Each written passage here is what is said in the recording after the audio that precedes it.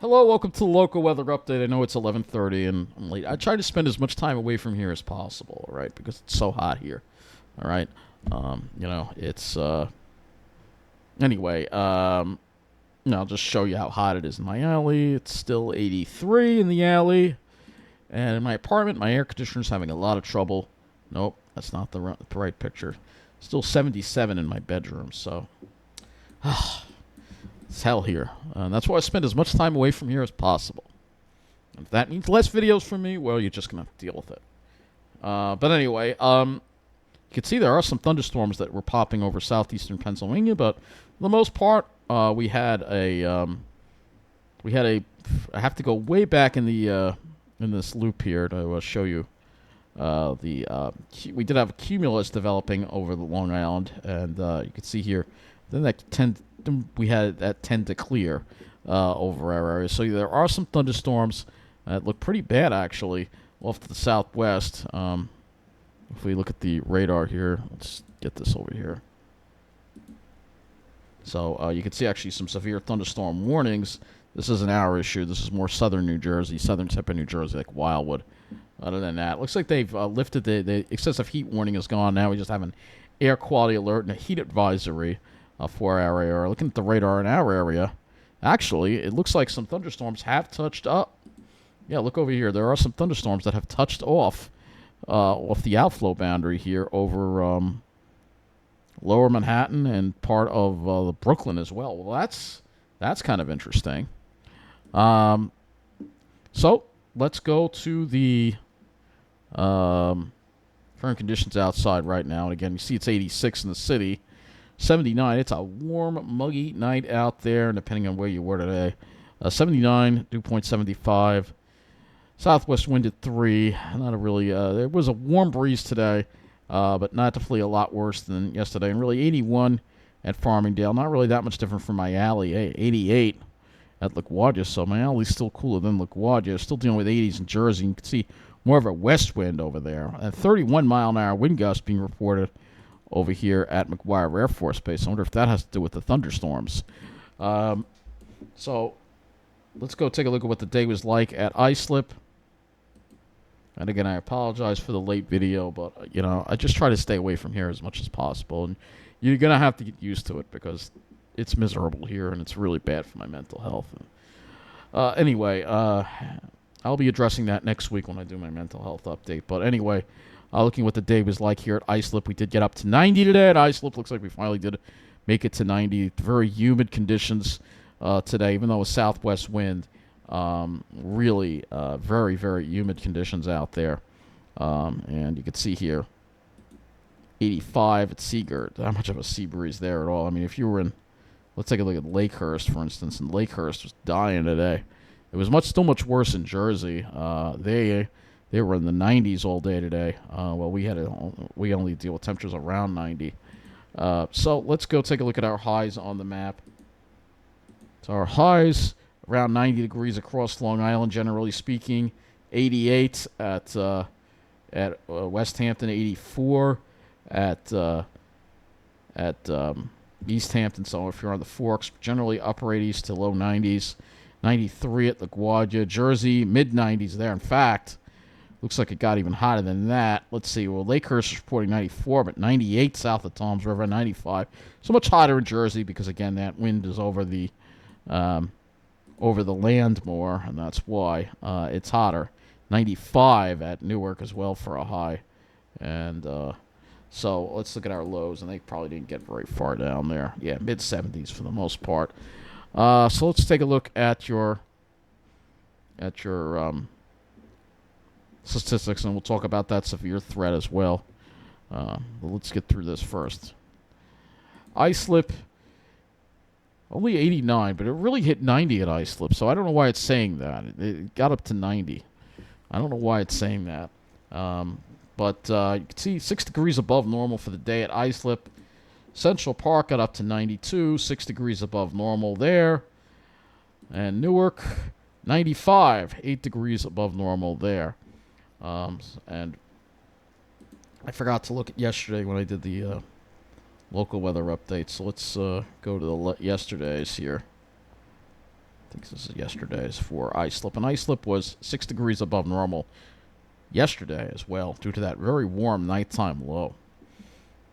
So, look at Central Parks. Is this yesterday's? No, it's yesterday's. So, 6 degrees above normal there. Okay, so let's go to the models. And you can see, first of all, that they're talking about the severe threat for tomorrow, right? Scattered severe storms risk so are in the scattered risk here, all right? So this is the risk for tomorrow here that we have, all right? If we go to the Storm Prediction Center, you'll see, first of all, that this is what's over the Great Lakes right now. So this is what we have to worry about for tomorrow. And your day 2, you can see that slight risk moves over to our area, all right? So, yeah, so we're going to be definitely worrying about that severe weather. And yes, there is a pretty nasty line right now. If you looked at the weather and hazards map, you'll see that there's a number of warnings over the Great Lakes. And I'm just talking about this because this is what we have here. This is the storm system we have to worry about for tomorrow evening. All right. So let's go to the models now and look at the latest HRRR, and then we'll look at the NAM and all the others. And then we have the NAM because we're a little later tonight.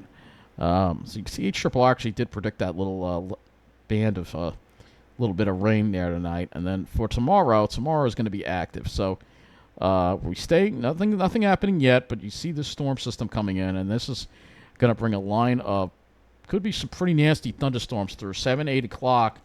It looks like for Long Island here. You can see this is going to be a strong cold front that's going to wind up moving through behind the front. It's going to be much, much cooler once that front passes. Looking at your dew points, you'll see why we have this juiced up air. And you notice the winds are from this southwest, almost west-southwest tomorrow. And they become a little more southerly, but tomorrow's going to be pretty damn hot. All right, so there's going to be plenty of heat and energy in the atmosphere, and then the front comes through, and look at the difference. Behind this front, dew points drop into the 50s, so it's going to be a lot better behind this front. As far as your air temperatures go here for tomorrow, you'll see it gets us, I think tomorrow's going to be hotter than today. I think islip should definitely get above 90 tomorrow, and I think, we're going to have highs probably in the mid-90s in New York City, more like 95, 96. This is going to be the worst of the hot days, I think, because the heat's just going to build. And then this front comes through. By morning, we're in the 60s. And then for Sunday, look at that, only in the 70s. Much, much more comfortable. Let's go to the other model to look at here, which is the NAM.